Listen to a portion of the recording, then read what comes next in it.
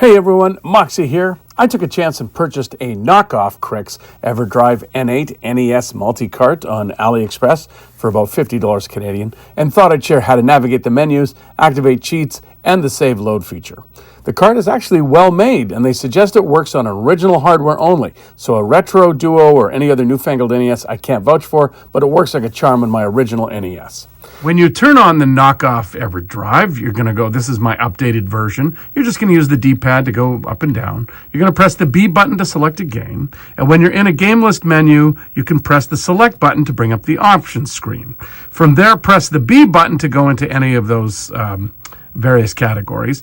And your save state might initially be set it off. So you're going to go down to off with the D-pad, press the B button to turn it on. The save state key is actually D plus start. So down plus start to save, and load is up plus start. And you've got your other options there. You can press B, you can press the A button to go back and the A button to go back again. And now you're ready to go. If you want to go back to the original menu, you're going to press the A button, and that'll take you back. It says it comes with an 8 gigabyte micro SD card, but they ship it with a 4 gigabyte micro SD card. And that really doesn't matter, as it will hold the entire NES and Famicom library without breaking 500 megabytes. It ships with hundreds of games, but due to the fact that they jam it full of hacks and nonsense games like Wilford Brimley's Heart Attack or whatever, it's still not a complete set of games. If you are looking for games, check out archive.org. The first thing you must do is take out that 4 gigabyte micro SD card and back it up and replace it with a more reliable card. You're going to use your fingernail to press down to remove the micro SD card, and it will pop out quickly. So make sure your finger is holding it down as it's spring-loaded. I've shot mine across the room, so be careful. And by the way, I'm not saying this 4 gigabyte micro SD card might fail. I'm saying it will definitely fail at some point. So you've been warned. An ounce of prevention is worth a pound of cure, as the old saying goes. I made a copy onto my Mac and then onto a 32 gigabyte SanDisk card, and I deleted all the NES games, but made sure to keep the disk system folder and the EDFC folder, as that's where the magic happens, such as saves, etc. Don't delete those.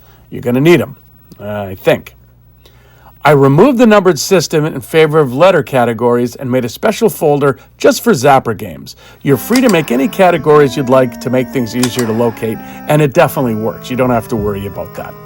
And this knockoff comes with the ability to add Game Genie codes, which you can source from the original book, like I did, or the internet. To get codes to work isn't as straightforward as you'd like. You're going to use the D-pad to navigate to the game that you want. I chose Batman. Press the B button and then choose Select Only. Then you're going to press the B button again to go back to the menu. Now you're going to press the Select button to get to the Options screen. You're going to see the Select cheats. Locate your Game Genie cheats in the book or on the internet. And then to enter the cheats, hold the B button and use the D-pad to select the letter. And when you're done entering the code, press A to go back to the menu. When you're in this menu, you're in the Options menu, press A to back out of Options. Now press Start to start the game with the cheats enabled. Oh, and if the cheats are set to disabled, you'll have to enable them first with the Select button, and then they should be universally set after that.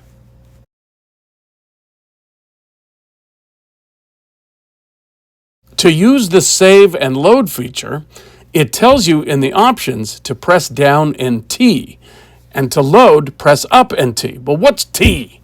So replace T with the Start button.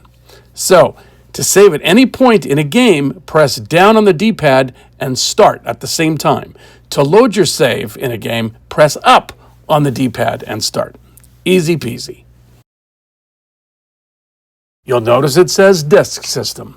That is the Famicom game, so don't delete that. There's a lot of stuff in there you might want to play around with.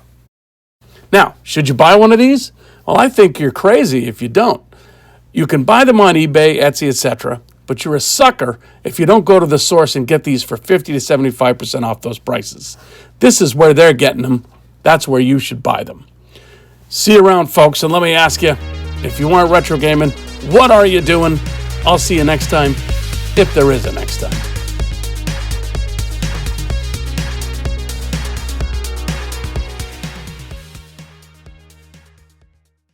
A winner is you. Productions.